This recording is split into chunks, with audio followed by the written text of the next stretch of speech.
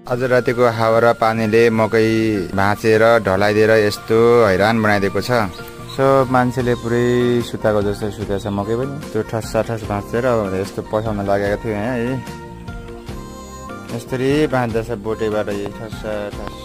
करेसाबारीको मकैहरू यस्तो गर्थ्यो। एउटा मात्रै बाँकी छ है, यो किन राखिदिएको कुनै खुब ठस्सा ठस गरेर बाँध्दैछ है। यस्तो बाँधिदियो होला कि फुल्न लागेको थियो यहाँनिर मकैसँग भएको करेला पनि। यो पनि अब हुँदैन। सानो सानो मकै पनि ढाल्दैछ त। यहाँनिर हाम्रो एउटा फर्सी पनि फलाएको थियो। फर्सी पनि कुन्छ होला। फर्सी